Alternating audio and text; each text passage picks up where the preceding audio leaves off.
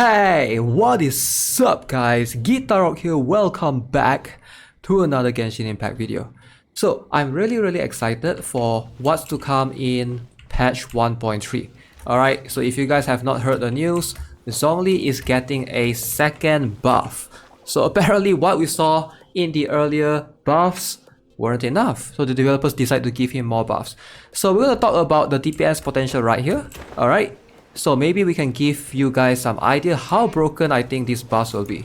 Alright, so Zhongli, he's not good, alright, but he's not like to the point that he really needs like that many buffs, alright, that's just my opinion of course. And the meteor damage is just, you know, insane, stuff like that. But here's the thing, for those of you who are not aware, okay, I'm just going to sum it up for you. They say that Zhongli is a comparatively weak support character, especially in co-op scenarios, right? So based on these test points, they have made further adjustments to Zhongli. Okay, so what are they changing? So this is what they're gonna do. When a character is protected by Jade Shield, which is this shield that Zhongli has, alright? So opponents or enemies within a set radius have elemental resistance and physical resistance decreased by 20%. So this effect cannot be stacked. If you look at the word that this effect cannot be stacked, I'm not sure which one this means. Does it mean that this cannot stack with, for example, other effects, or this cannot stack if there's two Zhongli on the battlefield and you can't have this like 20%, 20% and become 40%. I mean, that makes sense, right? If there's two Zhongli in co-op, they did say that this is mainly just for co-op, but it looks a little bit OP even in the regular single player world, right? So yeah, hopefully we can clarify, we can have some sort of clarification. We will need to test that further, but I'm going to assume it's the latter one, alright, which is two Zhonglis. Alright, so as you can see, additional adjustment demonstration, and you can see, so everything is basically the same. They are not changing how the skill works yet. Based on the previous patch, they are just adding this thing in terms of the Jade Shield resistance, decreased damage comparison. Now the original effect is what we currently have, right? Okay, so they are going to change this E skill to causes nearby geo energy to explode. Okay, if the maximum number of stone steelies has not yet reached, it will create one stone steel. So this is one, and then okay, so they changed this absorption skill space Zhongli's max HP, and now it's 150% supposedly after this physical and elemental damage absorption. Okay, so besides all of that, apparently they are adding when a character is protected by the Jade Shield, opponents within a set radius have all elemental resistance and physical resistance decreased by 20%. Whew!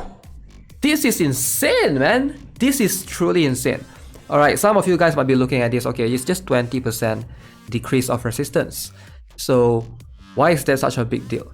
Okay, for those of you who are not aware, why is this such a big deal? If you go and see a lot of monsters, alright? Now, one good example is Ruin Guards, alright? If you guys are not aware, Ruin Guards has very high physical resistance. Alright, what do I mean by physical? If you try to deal wide damage to the Ruin Guard, right? Usually it will deal little to no damage. So this is how much this particular E skill is doing. So 1.6k. That's crit. So if I do normal physical damage, I deal like 100. So you can see Ruin Guards have very high physical resistance. So I am able to, supposedly, after the patch, I can do this, and their physical resistance will get decreased by 20%. Now ideally you want to look at this 20% as opposed to reducing the enemy's resistance, more to like increasing your damage by 20, because that's a lot. Alright, so Ruin Guard and a lot of other enemies that have high physical resistance, usually you can reduce that, like Superconduct can reduce their physical resistance by I think 50%, right? Which is crazy. So this is insane. Okay, so one of the most broken sets in the game, if you guys are not aware, and one of the most broken 5-star in the game is Venti. Alright, what makes Venti so strong is not just his skills, right? Because he also have the ability to equip this particular artifact, which is the Viridescent Venereal. So why is this particular artifact so broken? I mean, for any animal characters that uses this, the first effect is whatever, alright, 15% damage bonus, but the second effect is where this comes in. So you can see decreases opponent's elemental resistance to the element infused in the swirl by 40% for 10 seconds. So this is like indirectly boosting your damage by 40% to a certain margin. Alright, on some enemies maybe it's like 20%, on some enemies maybe like 30%. So it depends. So as far as I'm concerned, the resistance doesn't go down below 0, right? So depending on how many resistance the enemy has to that particular element. So this is why this particular set is so broken on a lot of characters, mostly animal characters, because they can deal swirl, right? You have to use this on the animal character. So this is where we bring into Zhongli's discussion. So Zhongli's kit basically has this built in, and I feel like his requirement is better, because this one you need to basically infuse the element with swirl. You need to proc swirl, you need to swap him out. But in terms of Zhongli's case, he just needs to be within a certain distance to the enemy, which is pretty cool. So that means your Zhongli will be able to be a main damage dealer. I honestly do think that Zhongli potentially might be a strong damage dealer, because you can reduce enemies' geo resistance by 20%, and that means your Stone Steely will be able to deal more damage as well, right? And you can see right here, and this visual is also doing more damage. And of course, I'm just looking at the potential that, you know, if Zhongli is a main DPS, I do think he might actually make this viable now. You give your Zhongli a Crescent Pike, he will deal 20% more damage. If you look at it, 20% reduction in enemies' physical resistance means that he will get 20% more damage, right? So that is sort of like a boost, and he's also getting that HP percent scaling on top of his auto attacks. So I don't know, man. This is going to be really interesting. I can see that he definitely will be viable for main DPS build. But of course, do I encourage it? I don't know, man. We have to see the numbers after the patch and stuff, and they have to be a sweet spot of how much HP scaling will benefit from that and things of whatnot, right? But right now, this is pretty pop, man. Like, this is just insane.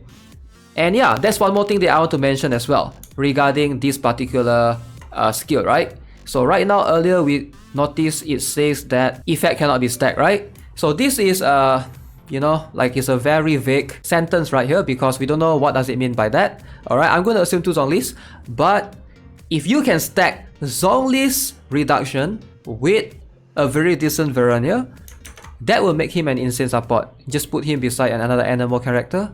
That is a lot of possibilities right there. He's just going to be really, really strong, right? And if it can stack with Superconduct, you're going to be able to reduce the enemy's resistance to 0% almost all the time. Superconduct is like 50%. This is like 20% physical resistance reduction, so it's like 70% reduced. A lot of players that skip Zhongli, they don't want to pull for Zhongli because they are scared that he will not get a good buff. They go for Albedo instead.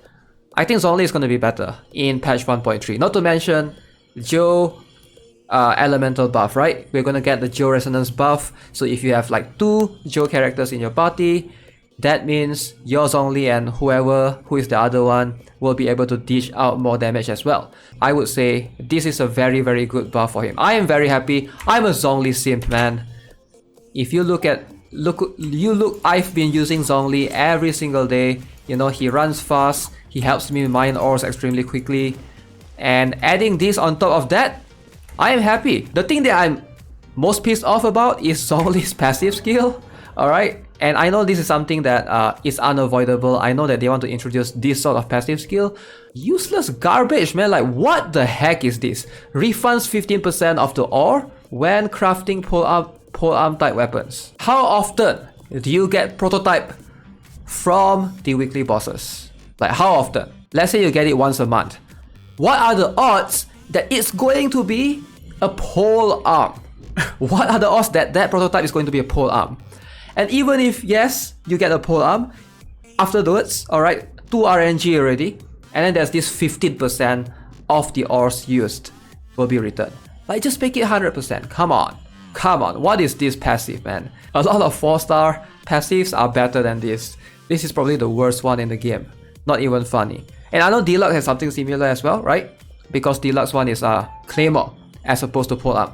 Deluxe is a way better unit, and I'm happy that Zhongli is getting all those buffs. As always, if you haven't already subscribed to the channel, give this video a like, I will see you guys in the next one. Have a nice day. Goodbye.